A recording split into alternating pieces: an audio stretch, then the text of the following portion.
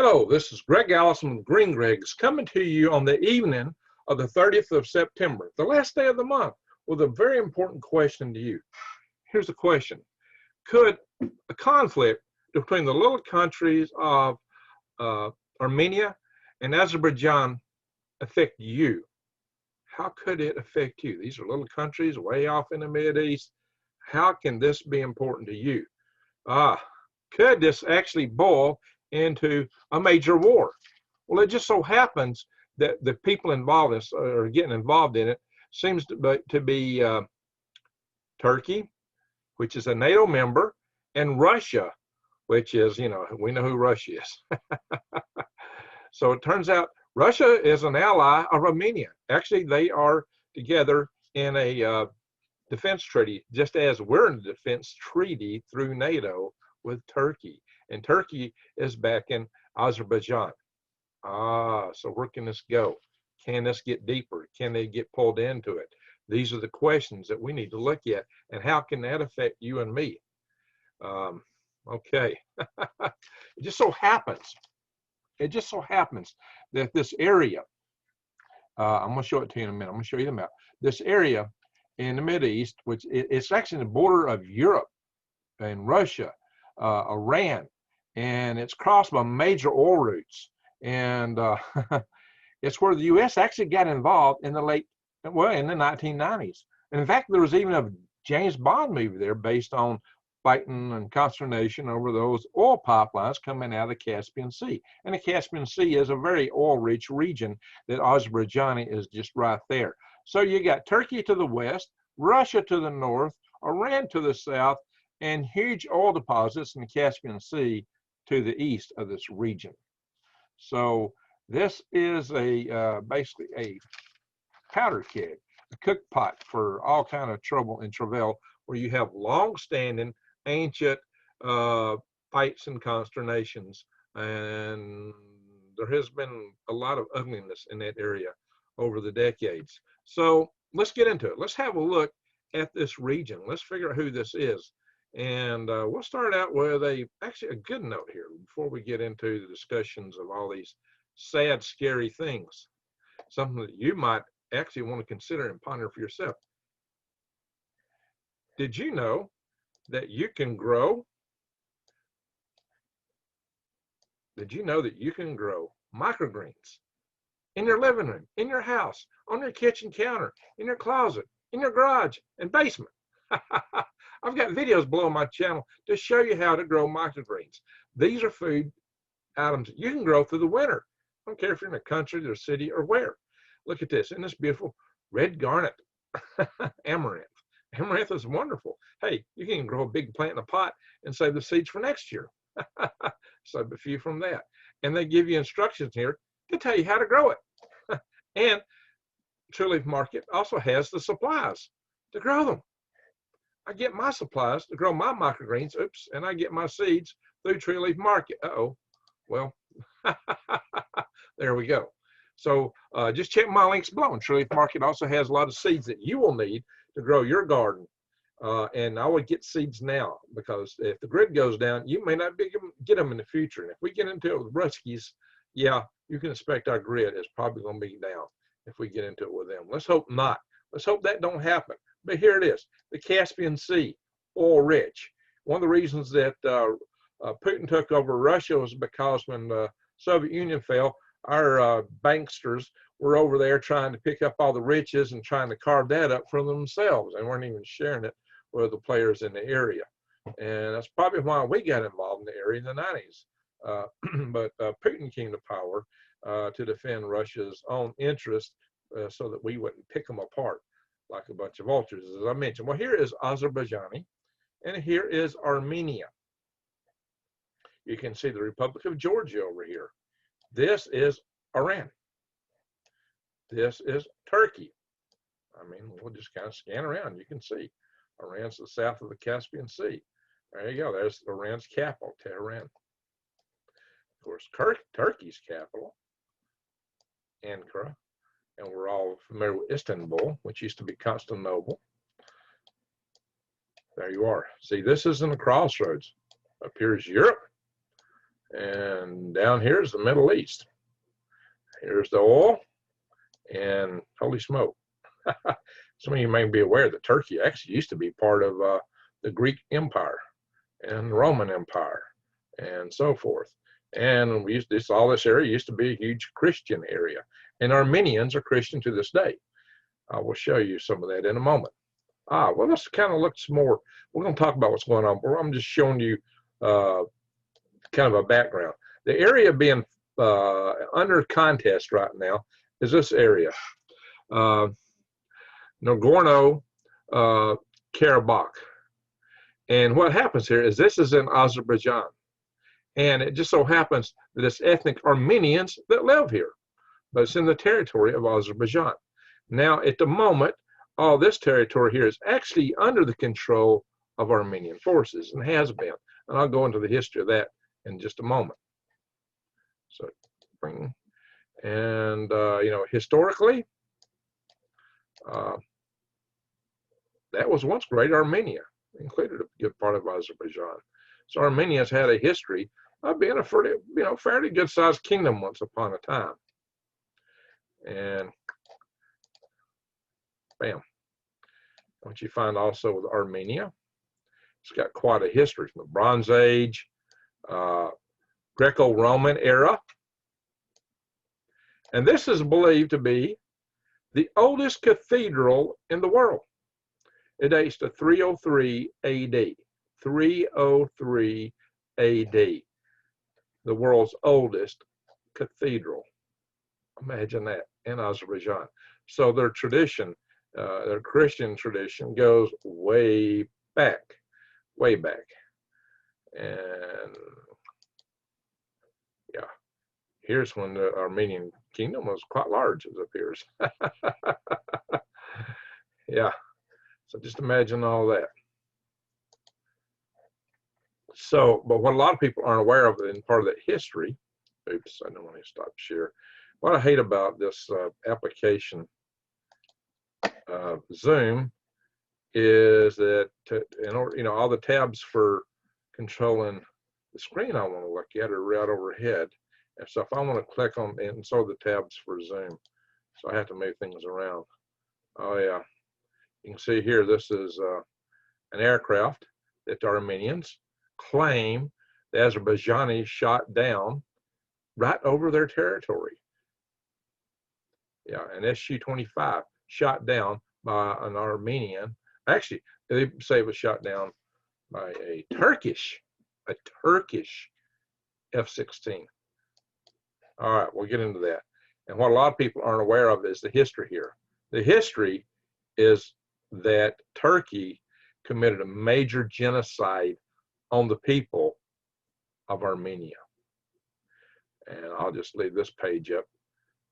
You can read some of this stuff yourself as I'm talking, if you're so disposed.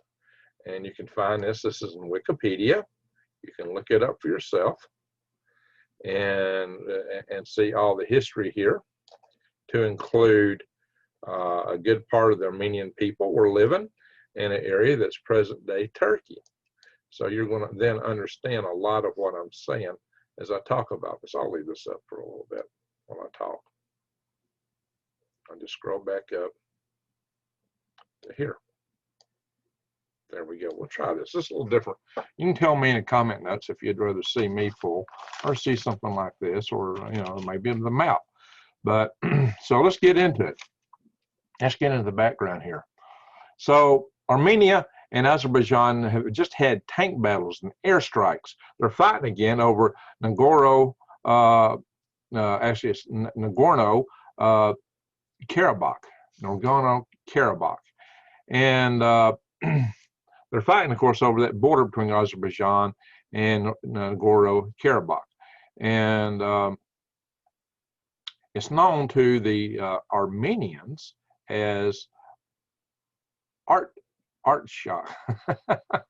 Okay, yeah, my redneck Azerbaijani and redneck Armenian is somewhat rusty. By the way, I did go to school with an Armenian. There was an Armenian in my graduating class from University of Alabama, Huntsville, and electrical engineering. We both went to school together. A really nice guy, I might add. You know, he's probably something of a refugee from his area. So again, there are ethnic Armenians living in Azerbaijan, in that region that's being contested right now. And so there's claims right now that, you know, I'm going to talk in certain code because we're on a certain platform, so you can understand why I'm saying what I'm saying. But it's claimed that the Azerbaijani actually planted 500 Armenians, and Armenians planted, or caused to be planted, 200 Azerbaijanis. So it sounds like the Armenians got the short end of the stick, but they held their own. It's said that the Armenians destroyed 33 tanks and infantry fighting vehicles, 27 drone aircraft, and 4 helicopters of the Armenians. And I don't mean they're going to be able to hold that, because Armenia is a richer country. They have twice the size of a military. And of course, the back end of Turkey is not insubstantial. But then again, Russia is bigger than Turkey. Unfortunately, we are an ally with Turkey through NATO. We have a defense treaty with Turkey. So if they get attacked, we're supposed to go take care of them. See, this is what I'm talking about. It could boil. It could boil out of hand. It could get us involved with Russia. Just like, you know, assassination of an Archduke Ferdinand, you know, in the Balkans started a whole lot of consternation. It wound up being WW1, which dominated eventually into WW2, which dominated into the Cold War. That's left us still with the mess that we've got today. So Azerbaijani actually took some towns, but the Armenians took them back. So like I said, they've got a little bit, the Armenians got a little bit of a temporary upper hand, and there's no saying they're going to be able to maintain that. In the area, in history, this area has been ruled by the Ottoman Empire and the Russian Empire and the Persian Empire before that. So there's been a lot of times that these areas have been ruled by other peoples, but often they've had their own independence, as I've shown you pictures of Armenia in the past. You know, you can go to any of these countries and look them up and see how they've waxed and waned over time. I was just showing you the ones from Armenia. And that region overall, of course, is populated by Georgians, Christian, Armenians, and Turkic Azeris. That's the people of Azerbaijani. Azeris. And maybe I'm not saying that right either, but Russia had control of the area in the 19th century, and there was relative peace in the area at the time. But it got, but there, of course, was acts of brutality. And there was independence achieved there after Russia fell during WW1.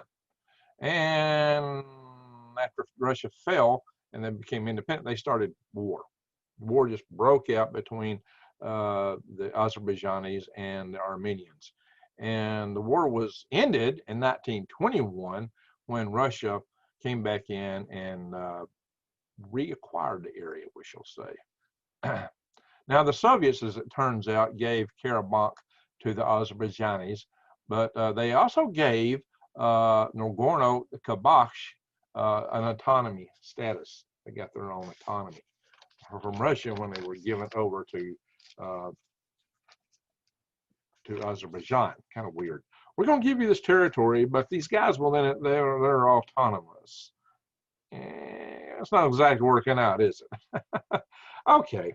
You know, all this boils down to. So we got a people. We got a people here who want to be independent, who want to be with their own people. But somebody else has got them. And they're like, my precious, you're mine. Yeah. You know what? I just done a host of videos on that. That's awful. You know, people deserve to be who they are with who they want to be, to associate as they see fit. You know, it's not right for one people to claim another. And I've said that over and over. And it happens all over the world. So, you know, I just did most recently a video relative to the People's Republic of China in this context. But they are far from being alone in this great sin. People just got control, you're mine, you know, other people. You see what I'm saying? Yeah, it's not right. Well, anyway, so the area had peace somewhat until 1988. And then the Armenians and Nagorno-Karabakh started getting into it again with trying to join Armenia. They started pushing to join Armenia. And then after the Soviet Union actually fell apart in 1991, they went into full-scale war. And that was not exactly a pretty picture, but there was a ceasefire in 1994. Now, so when they were in the war, the Soviet Union was falling apart. The Soviet Union wasn't helping out. Turkey was not jumping in the fray at the time to any great degree. But things have changed. Things have changed. And we'll talk about some bigger picture aspects of this in a little bit. But in that war that ended in 1994, there were 30,000 people that got planted, if you know what I mean. It's funny how you plant people and nothing grows, right? There were hundreds of thousands of people that were, I'm sorry, that was poor taste. There were hundreds of thousands of people that were made homeless, displaced, ran out of their areas. So it's not a pretty picture. Armenian control of Nagorno-Karabakh has ensued as a result of that. They got back control of that area, and the area that accesses into it. But it is basically an unrecognized republic of its own in some areas or some regards. Russia and Armenia, though, do have a mutual defense treaty. They're members of Russia's version of NATO, which is the Collective Security Treaty. And Russia has thousands of troops right now at a military base they have in Armenia. So Russia is definitely in this fray. And like I said, it looks like Turkey just attacked an Armenian aircraft in Armenian airspace and shot it down. Turkish President Recep Erdogan says that Armenia is the biggest threat to peace in the region. Imagine that. Turkey is a NATO member, and it's got the second largest military in NATO. Yeah, they have huge forces in Turkey. And they back the Azerbaijan area totally. Now, despite calling for both powers to de-escalate, both of these little countries de-escalate from both Russia and Turkey, they seem to be getting drawn into this more and more. Reports have it that Turkish soldiers are on the front line with the Armenians. Front line with the Azerbaijanis. That the Turkish soldiers are there, and they're bringing in Syrian rebels to go after Armenia. So they're bringing Syrian rebels up by the thousands. Now, Turkey did deny claims that one of their F-16s shot down that Armenian Su-25 over Armenian airspace. And this happened Tuesday, just yesterday, the 29th of September.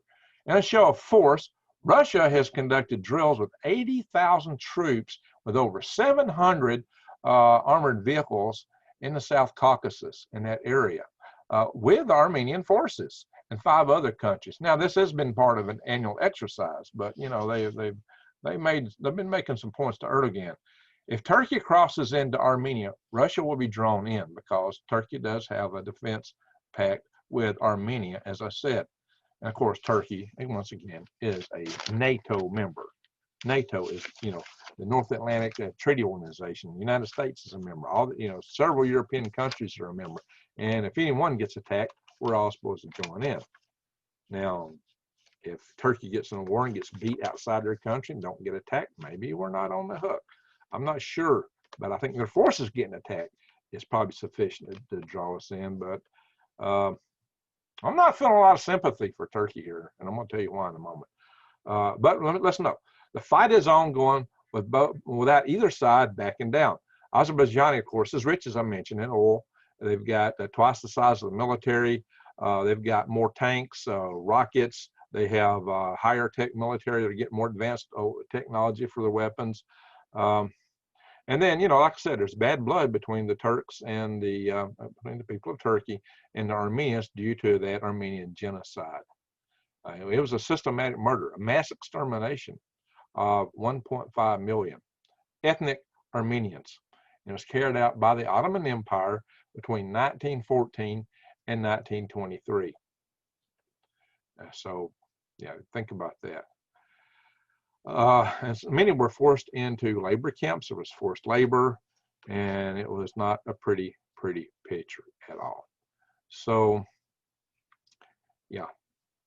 Now, something else to think about here. Some people may say, well, Greg, you know, you've been talking about China all the time. China, China, China, China, China, China, China, China, China, China, China, China, China. Well, we are at loggerheads with China, but that don't mean we can't get into it with Russia. Now, I've said we should make peace with Russia, but we know that if the administration of Washington changes, there will probably be a change in favor back toward China, but against Russia. So we could still, and even now with the current administration, get into it with Russia. Absolutely, we could have a war with Russia. And that could happen even before it happens with China because of the situation over there. But it might be more likely if we transition into another administration that we would get into Russia instead of China. I don't know. Of course, China would still keep growing and doing everything they're doing. And eventually we'd have to face them on their terms, more so on their terms.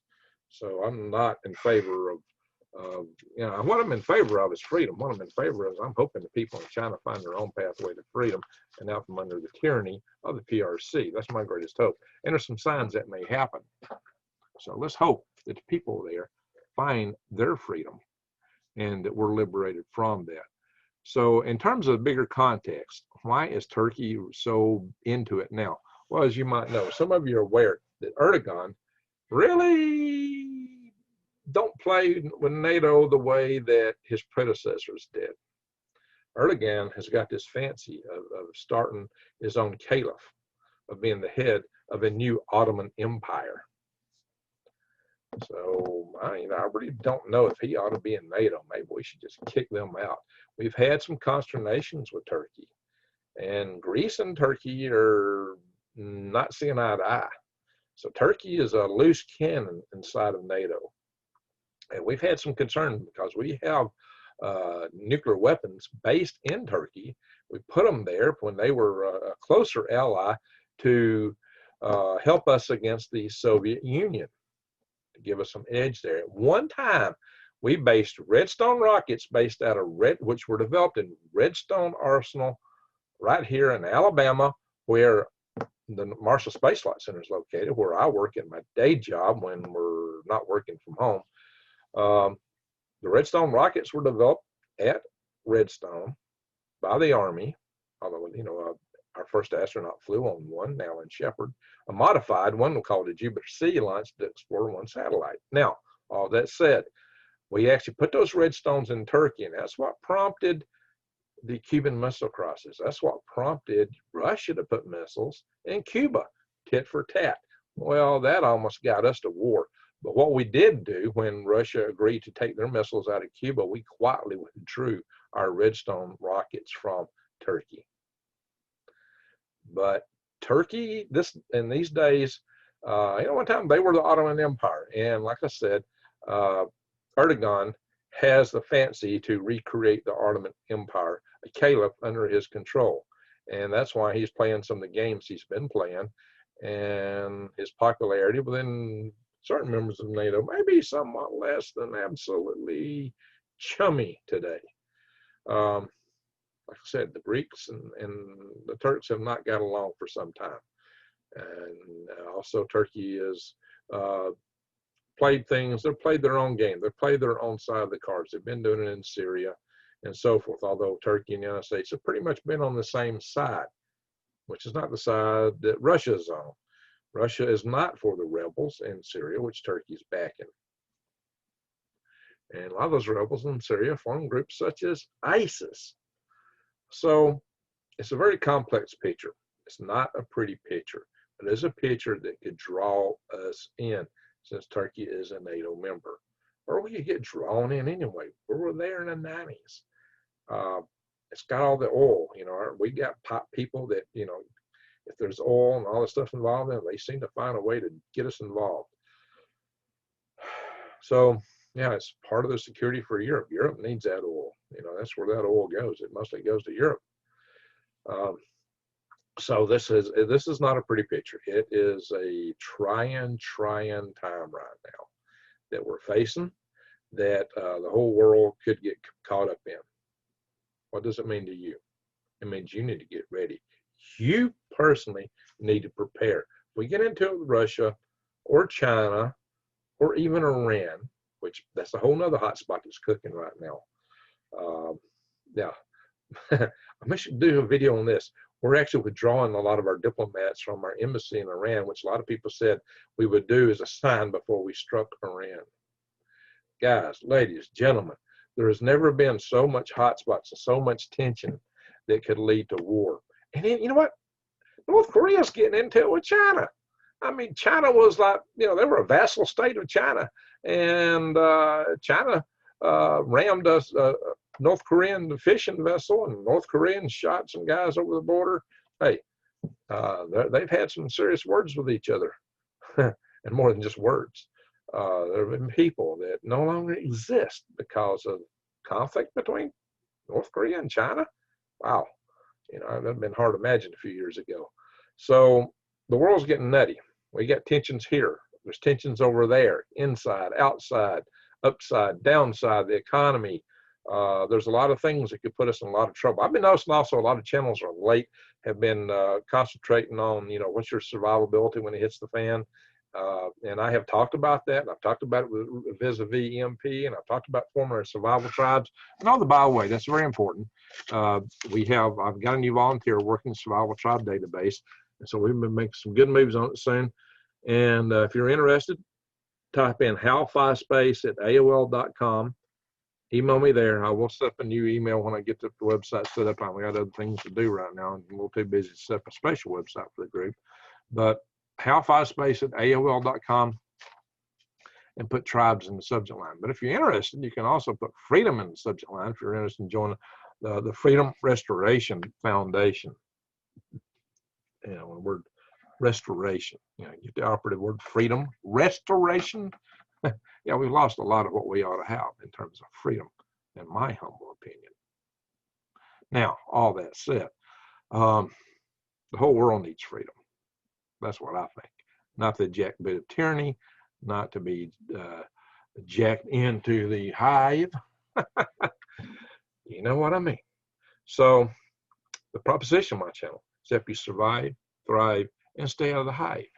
And of course, a good way to do that is to prep as much as you can, to get ready. Now let's look at this area again. Yeah, could that be the Balkans today? It's a lot like the Balkans, little bitty countries that are all into it against each other. A lot like that. But guess what, guys? The good news is you can get right now a 4-week supply of food with $100 off at prepwithgreg.com. Type in prepwithgreg.com. It takes you to this website, prepwithgreg.com. See this guy standing underneath my okra forest? Now, yeah, and it comes in easy to carry packages, buckets, and with $100 off currently right now. Look at that. That's an awesome price. $197. But don't expect it's going to stay at that. It'll still be $100 off, but the price may go up. And there's also, if you don't want to do a 4-week for a person, you can get a 2-week supply. It might be more in tune with your budget, but my God, the savings over here is so awesome, guys. And you can go in here and get all kind of other prepping supplies. Just go up here and click My Patriot Supply. The logo, bam. You know, water filtration, survival items, air purification, just all kind of good stuff. Check it out. Go there and get it while you can. And also Truth Markets below. So you got to get ready. We're in serious, very serious times. It is my hope that we can pull through these times. This year, 2020, has been a mess. But 2020 is the inaugural year leading toward what a lot of people have in goals, in minds for the year 2030. I've talked about that in a recent video, and we'll talk about it some more. 2030. A lot of people laid a line there that says, by here, this has got to happen. And to get there, there's a lot of things that need to happen along the way. So maybe what we're seeing is just a prep. You know, it's like you put primer on you sand something before you put the primer on. I think we're just getting sand right now. And then you put a primer on before you paint. We also look at deagle.com. We got a link to that in one of my previous videos, in which they're talking about things that's going to happen at the halfway mark. in terms of the United States. And then there's the stones of God from the state of Georgia, if you know what I mean. What they're calling for is just off the wall. It all sounds great and wonderful up front, you know, if you read certain parts of it, but when you really sit back and look at what it all means and put it all together, all the little pieces of the jigsaw puzzle, it doesn't not seem to some of us to be a pretty picture. That doesn't mean they're going to get there. I don't think they do. But the problem is it's going to be a rough ride along the way. And are you ready? Because you need to be prepped. Yeah. Maybe, just maybe, we can pray and meditate our way into a far better world. You know, the greater creator would be willing to spare us if we turn to him. So just keep that in mind. Keep that in mind, that we still could be spared a lot of this. You can be spared a lot of it. Collectively, we can find a better landing zone. If nothing else, also within our survival trials, because you can't survive by yourself, because you can't watch the door and the window 24/7 if you're all by yourself. We need each other. And with all that said, I'm going to say, hey, I'm glad that you're here watching. And you can, through watching my videos, take care of yourself, because I cover all these things. I cover this news. Your eyes wide open and head on a swivel, so you know what's coming at you as much as I can. But you got to do that for yourself as much as you can. I'm just trying to help you with analysis here. That's why I cover these topics. And you just got to get ready. Do everything you can. All right. Enough of that said. Everyone, I'm going to say this. Thank you for watching.